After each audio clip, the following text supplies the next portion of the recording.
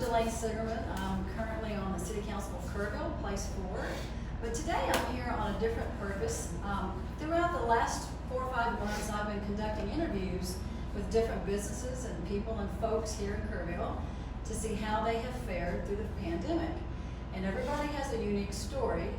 And also it helps the business for me to shed light on what they do and what they've been doing. So today it is my pleasure. I'm here with Alan Hill.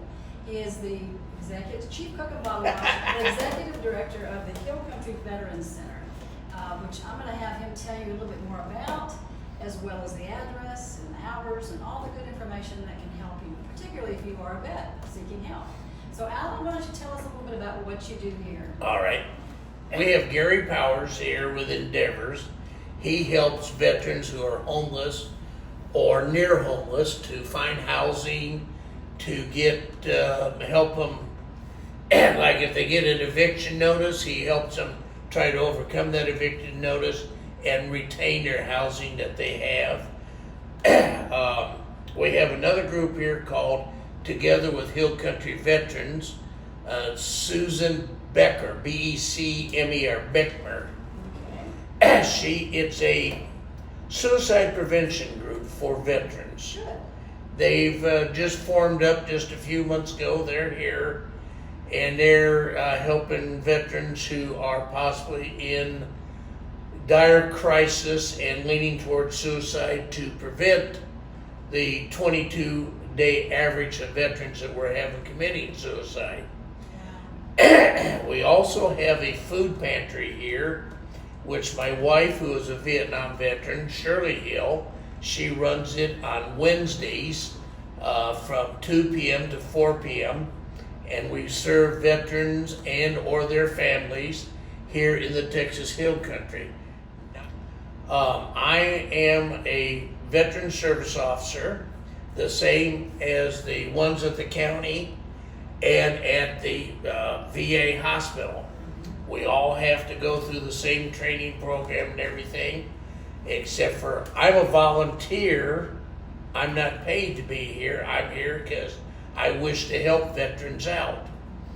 I have filed claims for probably, somewhere in the neighborhood of around 10,000 veterans, and have gotten settlements for many, which some of the money coming into Kerrville and Kerr County, about, I would say somewhere around $10 million a year, has been because of what we have filed for veterans here at the Veterans Center. Well, we're located at 411 Meadowview Lane.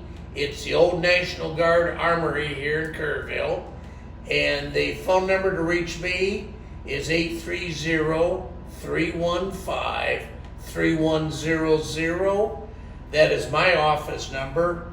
Gary Powers is 830-323-0023. My focus has been how did you fare through the pandemic.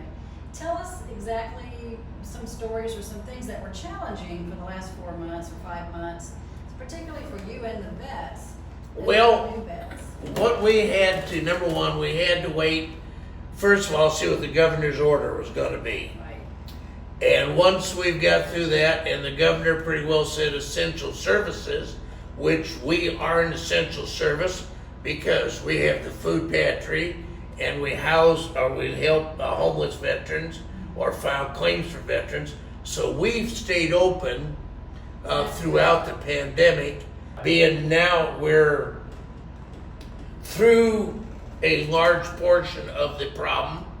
We got people starting to come back again and showing up, but they are being reasonable of how they come in. They're keeping their distancing. A lot of them are wearing their face mask.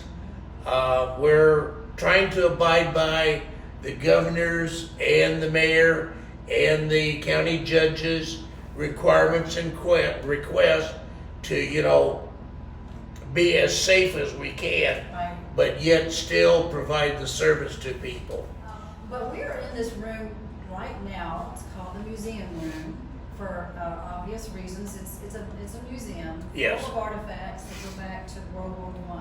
Well, actually, All it right. starts in 1776. Is that right? And we have the replica uniforms all the way up here to this gentleman right here. These are replica uniforms. From him on are actual uniforms worn during the Civil War and post-Civil War time frame, coming all the way around to the Afghanistan-Iraq time frame now. We have General Tex Hill's uniform in here from when he was a flying tiger in World War II. We have one of the Tuskegee Airmen has donated his uniform. We have General Wiseman's uniform in here. I have a uniform, the flight uniform from Ron Gerard, who lives out towards Mountain Home, who flew in the SR-71 Blackbird. And he told me the stories about him flying over Russia and having to collect the radiographic stuff of their atomic test that they was doing in Russia at the time frame. End the story. Yeah. You have a letter from Dwight Eisenhower. Yes, we do. It was signed by him. Was that before they landed at Normandy, or? It's soldiers, sailors, and airmen of the Allied Expeditionary Force. And it says you're about to embark. So I'm going to take that was just before D-Day. Right. And It's a very moving letter because yeah. you know, he's addressing men Oh, yeah. who are going to face perilous Oh, yes. challenges. And we have some of the 173rd, 82nd, and 101st Airborne units that were in here. Plus we have out in our main hall, a lot of the pictures on the walls, got all the different patches of everybody from World War I, World War II, Korea, Vietnam, Gulf War I, and up through this time frame. So if someone wanted to tour this, the building and the museum room, just get in touch with you? Yeah, they can. The building is normally open Monday through Friday from 8 to 5. Is there anything I can do for you? Is there anything? Well, just, let people know that, hey, that we're here to help veterans, but we want to thank the Rotary, we want to thank the city of Kerrville, the county of Kerr County, plus there are so many different organizations and people here in Kerrville and Kerr County that have brought in donations to us. Money donations, food donations, artifacts to go here to the museum. It was a group effort of Kerr County encompassed all of this, to be able to make this work. Well, thank you for being the caretaker of it. Thank you very much. Because, without you, I'm not sure it would be as smoothly run and kept Well, we together. try. I know, you do. Thank you for being here. And Yes, ma'am. Thank you.